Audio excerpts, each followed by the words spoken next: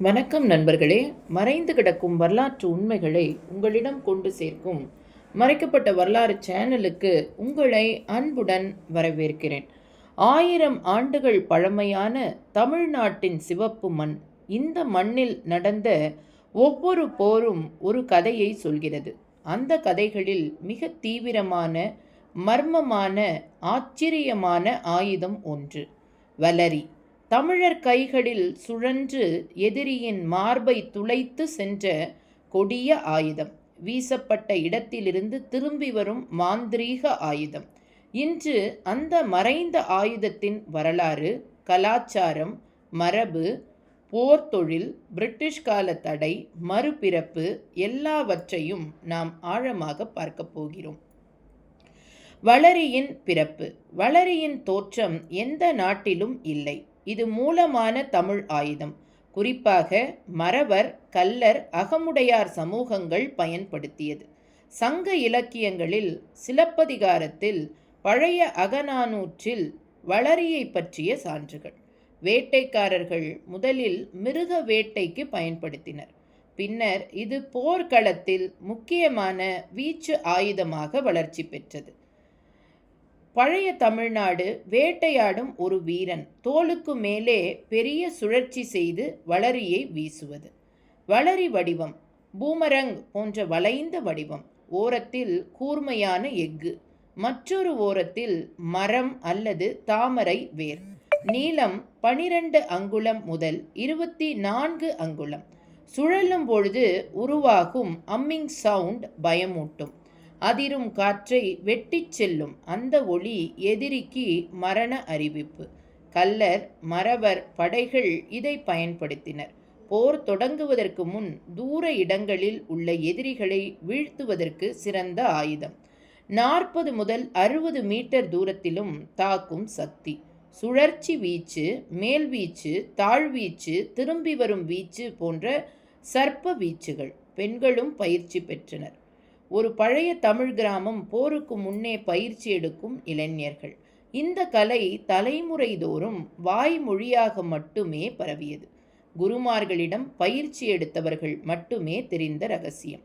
எதிரியின் நடு அழக்கத்தை பற்றி வீசும் கோணம், காற்றின் திசை கணிப்பு, திரும்பி வரும் வலரியை பிடிக்கும் கலை. பயிற்சிக்கு உடல் கட்டுப்பாடு, கணக்கிடும் திறன், வேகத்தில் சுழற்றும் கைகள்.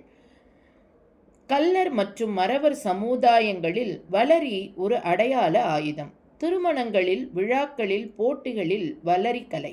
போர் வீரர்களின் பெருமை. புதிய வீரருக்கு வளரி தருவது மரபு.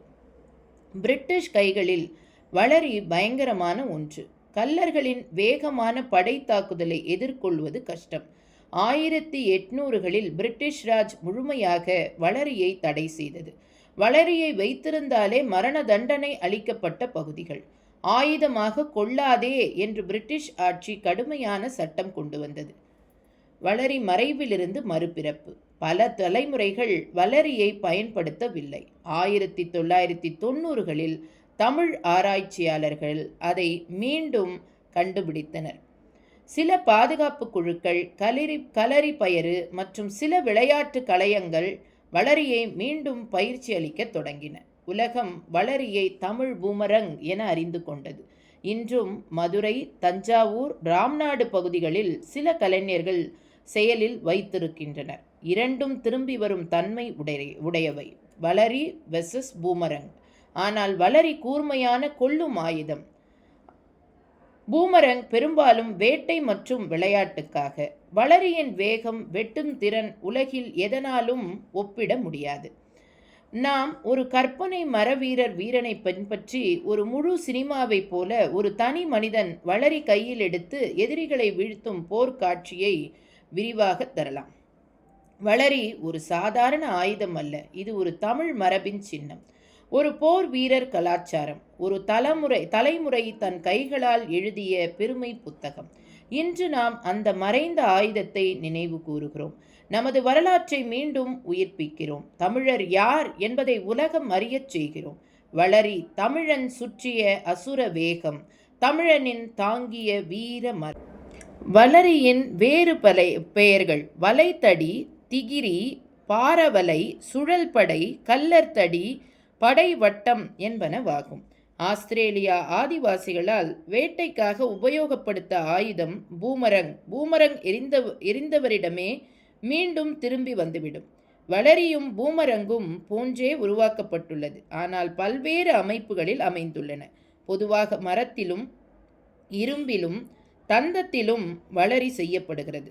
வளரி பொதுவாக தட்டையாகவும் வளைவு கோண வடிவிலும் ஆங்கிள் ஆஃப் கர்வேச்சர் ஒரு புறம் கனமாகவும் மற்றொரு புறம் லேசாகவும் கூர்மையான வெளிப்புற விளம்புடன் வடிவமைக்கப்பட்டுள்ளது. மரத்திலான வளரி. திருடர்களை உயிருடன் பிடிக்க மரத்திலான வளரியை பயன்படுத்துவது உண்டு. மேலும் இதை கால்களுக்கு குறிவைத்து சுழற்சி வீசுவர். இரும்பாலான வளரி. போரில் எதிரிகளை கொல்ல இரும்பினால் செய்த பட்டையான கூரான வளரியை வீசினால் சுழன்று கொண்டே சென்று வெட்டப்படக்கூடிய இலக்கை சீவி தள்ளிவிடும். பண்புகள். வளரி காற்றில் இயங்கவல்ல ஏரோடைனிக் பண்புகளுடன் இலக்கு, எல்லை, திசைவேகம் ஆகிய பண்புகளை கொண்டுள்ளது. காற்றில் நிலைநிறுத்துவதற்காக தட்டையான வடிவமைப்பும் வலை கோணமும், காற்றில் பயணிப்பதற்காக துல்லியமான எடையும் சமநிலை புள்ளியும், காற்றை எதிர்த்து இலக்கை நோக்கி துல்லியமாக தாக்கும் திறனுடன் கொண்டது. வளரி எரியும் முறை. வளரிகளை குறிவைத்து எறிவதில் பல முறைகள் உள்ளன.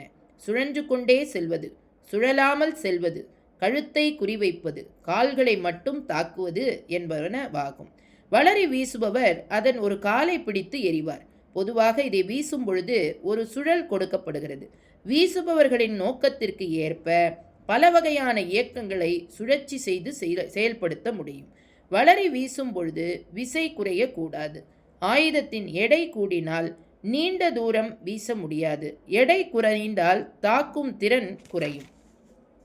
ஒரு இரும்பு துண்டு காற்றில் சுழன்றவாறு இலக்கு நோக்கி செல்வதற்கு அடிப்படையான எடை கட்டுப்பாட்டை கொண்டிருக்க வேண்டும். ஆயுதத்தின் மையத்தில் நிலை கொண்டுள்ள எடை அதன் சமநிலையை குவித்து விசையின் பாதையில் துல்லியமாக பயணிக்க உதவுகிறது. வளரியின் பயன்கள். மான் வேட்டையில் பயன்படுத்தப்படும் ஒரு முக்கியமான ஆயுதம் வளரி. வளரி எரியும் போட்டிகளும் நடைபெறுகின்றன. நாட்டார், கல்லர் திருமண சடங்கின் பொழுது இரு வீட்டாரும் அவர்களின் பண்பாட்டின் அடையாளமாக வளரியை மாற்றிக்கொண்டுள்ளனர். வளரியை அனுப்பி மணமகளை அழைத்து வாருங்கள் என்று கூறியுள்ளனர்.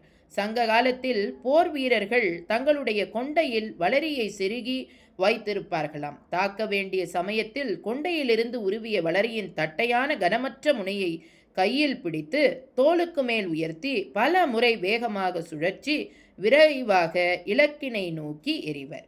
நன்றிகள் பல.